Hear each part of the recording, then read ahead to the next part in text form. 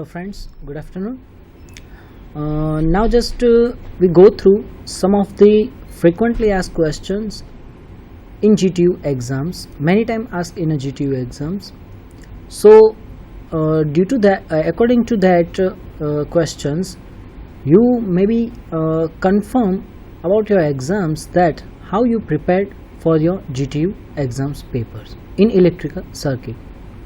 So just start with some of the questions.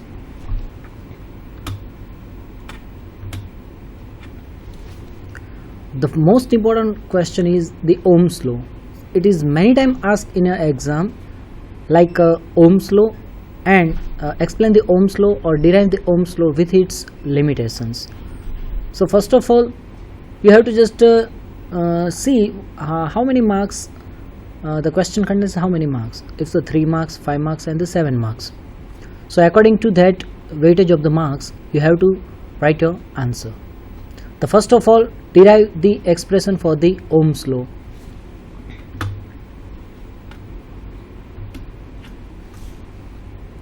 George Simon Ohm, this is a scientist who gives the relations between the current, voltage and the resistance. There are some of the laws which are very useful in electric field, in electricity. The Ohm's law is among these all laws of electricity. It is very important law, so where you can easily find out the value of voltage, current or resistance if out of these 3 values, if you are know or 2 of the values are known. The main equation of the Ohm's law is I equals to V by R, where I is the current flowing through the circuit, V is the potential difference or the voltage given to the supply, given to the circuit, and the R, the resistance which is offered by the circuit. So this is the 3 parameters which is important to find out or to derive the Ohm's law. See here, I equals to V by R. So from the given table, if you are know the 2 values, then you can easily find out the third one. Like the first equation is I equals to V by R, which gives you the current flowing through the circuit. But when you are know the voltage and the resistance, the next row which gives you the V equals to IR, it means that the current and resistance are known, then you can easily find out the voltage. Voltage is nothing but the product of the resistance offered by the circuit and the current flowing through the circuit. The next one is R equals to V by I. R is a resistance. If you know the voltage is voltage in the circuit and the current flowing through the circuit, then by taking the ratio of V and I, you can easily find out the resistance R. So Ohm's law is stated that whenever a current carrying conductor, or when you are taking any metal or the bar, and whatever the supply you are given to that circuit, that is V, and if that metal or the bar experience the resistance R, then the current flowing through that circuit, that is I, is proportional to the voltage applied to the circuit, and it is inversely proportional to the resistance offered by the circuit. That's why I is directly proportional to the V and I is inversely proportional to the R. So by removing the proportional, we can write like that, I equals to V by R. This is known the Ohm's law. The voltage V across a resistor R, that is proportional to the current I that flows through it. Remember friends, one thing, whatever the supply you are applying to the circuit, that is V, due to that the current flowing through that circuit is, they are the directly proportional. So if you are increasing your voltage V, then you are experience that your current I is also increased. If you are decreasing the value of the voltage V, then your current, the value of the current I is also decreased. In general, the resistance does not depend on the voltage, so there is no changing according to the voltage in the resistance R. So the basic law concerning that for the electricity, the law for the electricity, and this is known as the Ohm's law. Now just go through one video which is important, and through which you can easily identify the relationship between the current, voltage and the resistance R. Before that, just calculate the current by using the Ohm's law. As we already know, told that if you know the two values V and R, I and V and I and R, then you can easily find out the third value. So here we have to just find out the value of the current I. It means that here we have to given the two values V and R, that is given to that figure number C, that is V is 1.5 voltage and R is 2 ohm. So the circuit contains the bulb which has the resistance 2 ohm and which has the given the supply through the battery, that is 1.5 voltage battery. So here the two values are known, V and R. So according to the equation, I equals to V by R, by taking the ratio of 1.5 voltage V and by putting the value of R, that is 2 ohm, 1.5 by 2 ohm, we are easily find out the value of I, and that is I equals to V by R 1.5 by 2, that is 0.75 ampere. It means that if you are connecting 1.5 voltage battery with the 2 ohm resistor, then through that circuit 0.75 ampere current is flowing or is passing.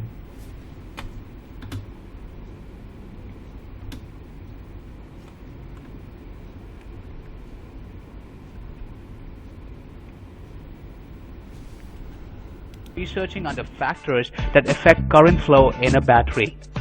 He found that the current in a steady state conductor is proportional to the voltage between the ends of the conductor. So if V is the potential difference of this conductor from point A to point B and a current I flows through it, I is proportional to V. What Ohm also discovered was that current is inversely proportional to the resistance offered by a conductor. What is resistance? Imagine a river flowing downstream from a mountain. The river will encounter several rocks and boulders which will block its flow. In other words, the rocks act as a resistance to the flow of the river. Similarly, conductors also offer resistance to the flow of current. So if R is the resistance of the conductor, I is inversely proportional to R. Combining these two terms, we get I is equal to VR or V is equal to IR. The reason why we represent Ohm's law as V is equal to IR is because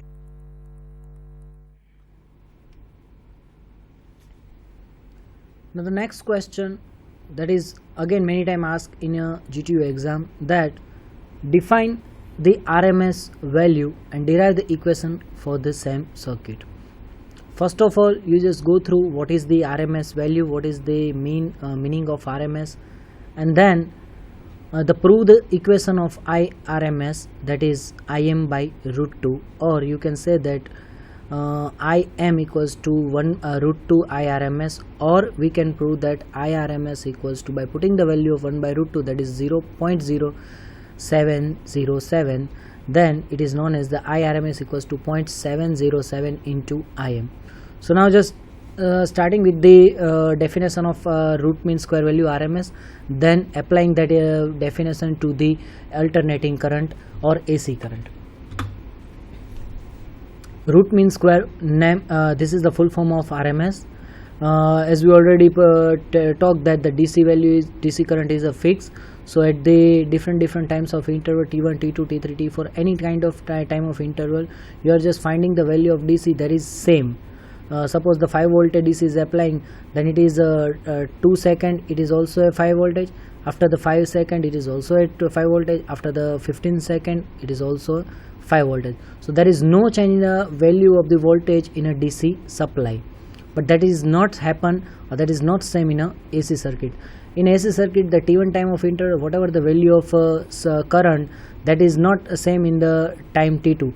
It means that if a value of the current is 5 milliampere in a t1 time of interval, then it becomes maybe 7 milliampere in a t2 time, it may be minus 6 milliampere in a t3, or it may be a 2 milliampere or 1 milliampere in a t4. So at any time of interval t1, t2, t3, t4 up to tn, the different levels of the AC current we observed. So there is very difficult to make any circuit which gives you the standard or which gives you the flexible or reliable output. So as we already know that we have to deal with the AC supply, or we have to deal with the alternating current. That's why there is a term necessary. There should be one term that gives you the specific value. Whatever the heat or whatever the power is generated in a DC, that is equivalent to in a AC. That's why the RMS value is much preferred. So there is a common platform which is defined finding the amount of the heat, which I already talked, that heat or the power produced by both the current AC and DC. That's why the effective RMS value can be determined. So it is equal to the DC value, which is when flowing through the given circuit for the given time produce the same heat when the flowing through the AC circuit with the given time of interval with the same sequence of the time. That is, same heat is produced in the DC is equal to the same heat produced in the AC. That is given with the RMS value. So IRMS equals to Im by root 2. Now we have to just prove that how we can get that IRMS equals to Im by root 2. The derivation start with the RMS value. As the equation of the sinusoidal AC is given by I equals to Im sin theta. This is a common equation of alternating current. Suppose that if I am taking that this current starting, this is instantaneous current I starting with the 0 level,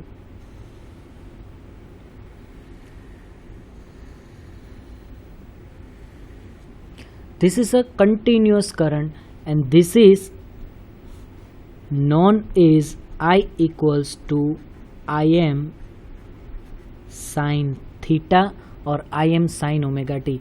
This is a standard equation for instantaneous current, that is I. You can also write that small I or capital I. There is no difference in small I and capital I.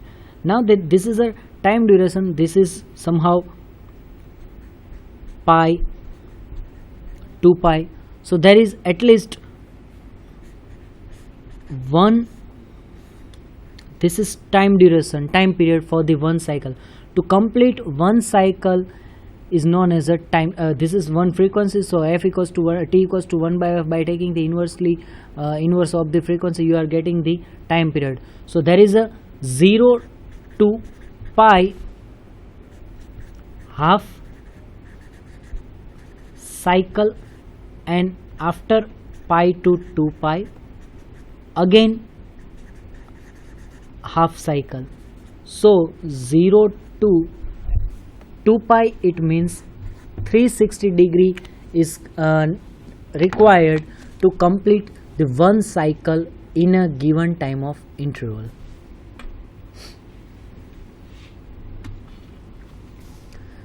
Now how it is proved? That by taking the square of the current, instantaneous current, that is I square, equals to, by taking the integration of 0 to pi. Now here we are just getting the positive part of the cycle, half cycle, because in the negative half cycle we are not getting the voltage. That's why whatever the area we are covered in a given cycle, that is positive half cycle.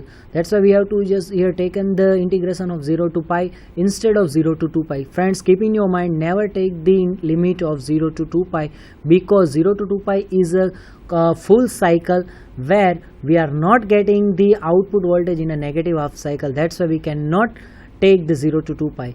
So we have to write that 0 to pi.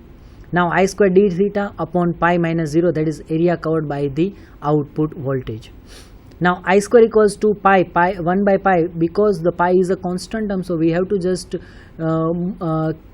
keep outside the equations. So write like that, I square equals to 1 by pi integration of 0 to pi I square d theta.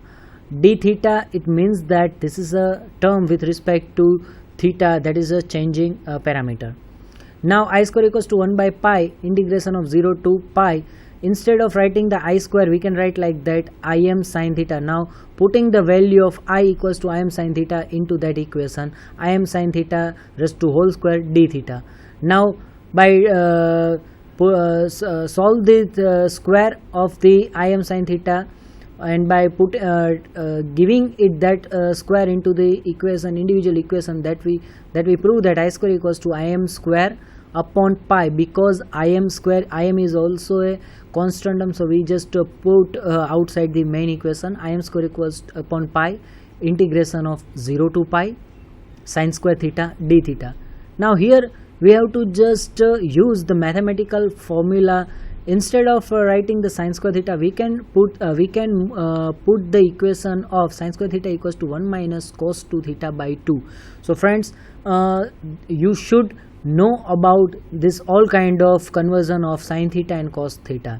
First of all, putting the value of sin square theta, then instead of sin square theta, you have to just write that 1 minus cos 2 theta by 2, because whenever you are putting the value of limit to the sine and cos, then it must be changing the value, because the value of sin pi, sin 0, sin 2 pi are 0, and value of cos pi, cos 2 pi, these all are 1. If it is a even value, then it is a positive one. If it is a odd value, then it is a minus 1. So you should know about all this mathematical formula. Now again move further. I square equals to Im square by pi integration of 0 to pi. So now whatever I am talking to you, that instead of sin square theta, we can prove that 1 minus cos 2 theta by 2 into d theta. Now I square equals to Im square by 2 pi. Now friends, again the 2 is in 2 is a constant term in above equation, so put outside the main equation, 2 is again the constant term, so we can write that I square equals to Im square by 2 pi integration of 0 to pi 1 minus cos 2 theta into d theta. Now there is no any mathematical formula using that main sub equation. That's why we have to just put the limit of 1